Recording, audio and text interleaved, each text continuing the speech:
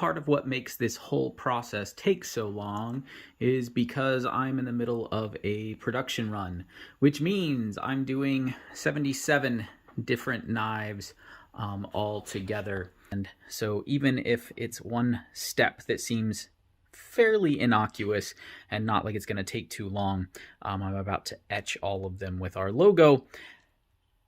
77 times it just becomes really tedious and takes what feels like a month.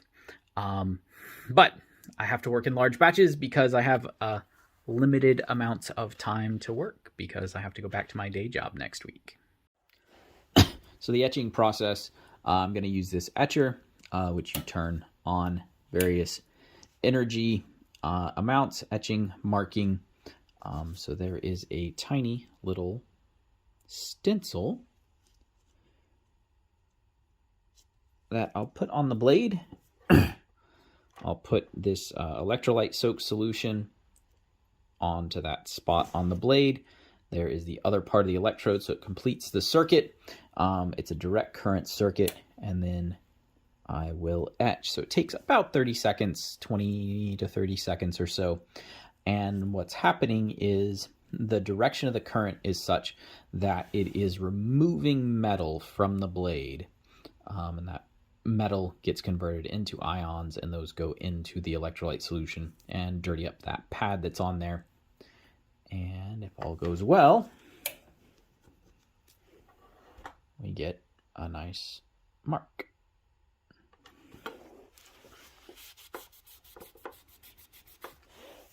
Scales and handles. So basically we're splitting these blocks of wood down to size and then splitting them down the middle. I actually got these cut to size. I have some pieces that aren't cut to size, so it's all processing things for all of the handles. So I have saw set up right there. I'll split it.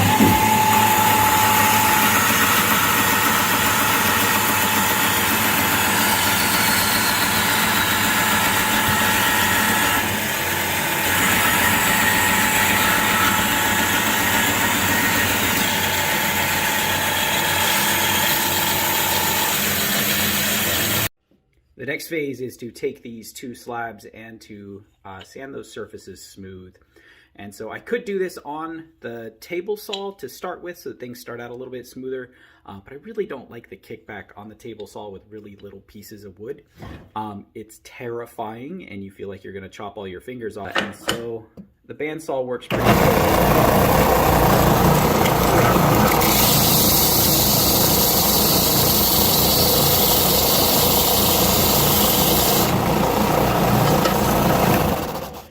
Quick little application to the oscillating spindle sander. You can see that needs to go a little bit longer to get those ridges out from the saw. For the most part, again, not too bad to do it once. 77 times, here we come. So there was a part that I didn't really show you on video. As you can see, there is a patina on these. So I did a forced patina by heating them in hot, warm vinegar. It puts kind of an oxide or an acetate oxide layer on the knives. And what that does is with high carbon, you're inclined to rust. And so the idea is that eventually they would form a patina if you take care of them and oil them and do all of those things, which helps to protect it from red rust. But if I can force that patina, it helps give you a jump start and also sets people's expectations for long-term what their knife is going to look like. So instead of seeing something all nice and shiny and polished and then wondering why it starts to get kind of gray and brown colored, this kind of sets that up ahead of time. And my opinion is that I really like how it looks, and I feel like it lets people know what their knife is going to look like long-term. But what we're doing right now is we are getting ready to drill the holes through the handles. So they need to be set to line up with everything else. So let's see what we can do here.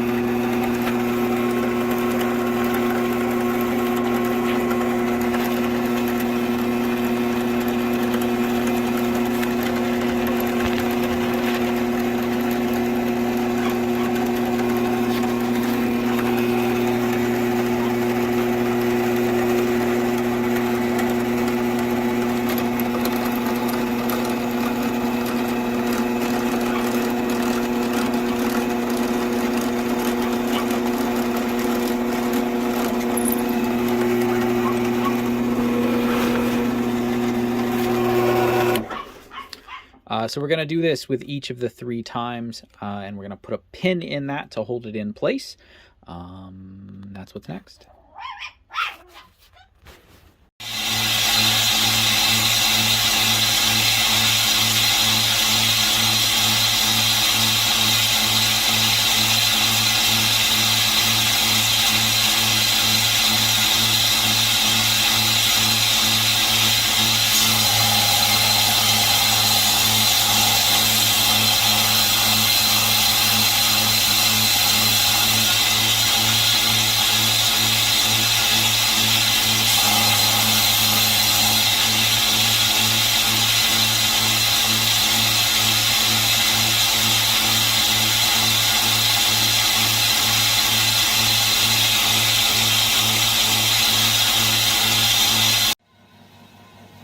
Today, we're going to cut off brass pins. So once they're glued, which I forgot to film any of those, but basically epoxy is put between and coated on the pins, and then driven through those holes, pushed through the holes.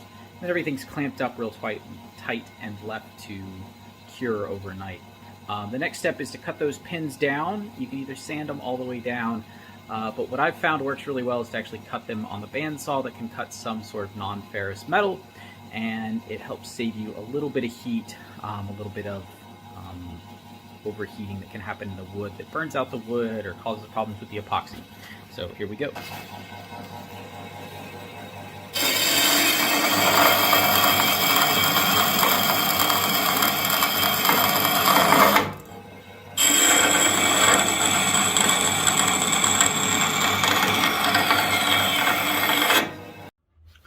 The next phase after the epoxy has cured is to take these handles and to shape them into something you'd actually want to put your hands on. So I have a few that are done already. Switch to those. I've done these with the 36 grit. They're not completely done. I have to go through a couple more grits before they're actually ready. But as you can see, they're starting to look like an actual handle shape. The is dusty, real dusty.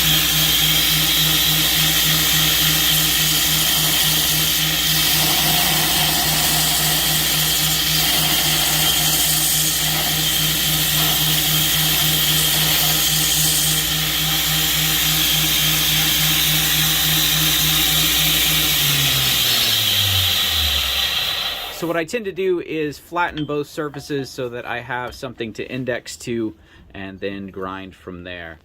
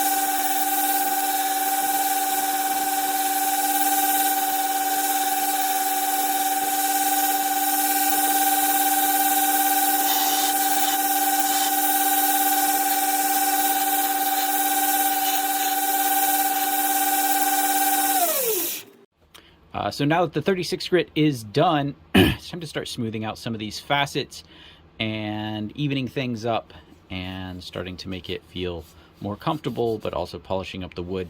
So on here is a 220 grit J-Flex belt, which basically has a little more give and a little bit more flex. See if I can do this in front of the camera.